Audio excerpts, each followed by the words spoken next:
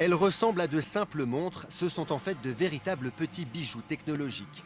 Distance parcourue, vitesse, rythme cardiaque pour certaines, ces montres connectées font fureur chez les amateurs de course à pied. Frédéric Brossard, coureur confirmé de 47 ans, ne s'entraîne jamais sans cet accessoire. Voilà, je suis à 11 km/h, et non 13, et je suis à 140 pulsations par minute.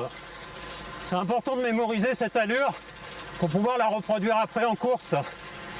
Et ça, il n'y a que les systèmes GPS qui permettent de le faire. Comme sur une voiture équipée d'un navigateur GPS, les coureurs sont localisés par satellite qui renvoie instantanément les informations de distance et de vitesse. Dans le bois de Boulogne, près de Paris, ils sont de plus en plus nombreux à s'intéresser à ces données.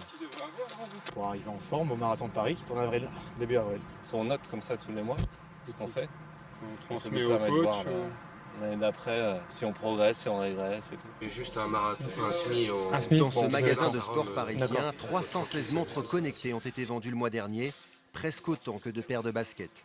Leur prix, de 129 à 500 euros pour les plus perfectionnés.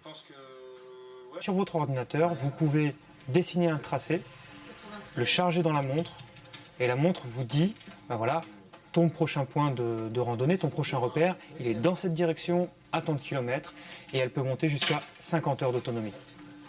À la fin de l'entraînement, Frédéric Brossard attend le verdict de sa montre connectée.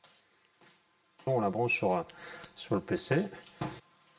Ici, la courbe de sa fréquence cardiaque, des données personnelles qu'il n'hésite pas à publier sur les réseaux sociaux. Moi, je prépare pas les Jeux Olympiques de 2016, donc j'ai rien à cacher sur mes entraînements.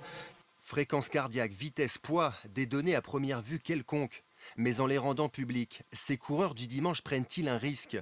Une étude est en cours sur la possible exploitation de ces informations par certains organismes, assurances ou banques. Il y a des données qui peuvent paraître tout à fait anodines, telles que par exemple son poids, et qui peuvent en fait, par corrélation, permettre de détecter des risques cardiovasculaires. Outre la montre connectée, il y a aujourd'hui l'embarras du choix pour surveiller ses performances. Porté au bras, le smartphone et ses applications, et plus récemment, ce bracelet connecté capable de compter le nombre de pas effectués dans une journée.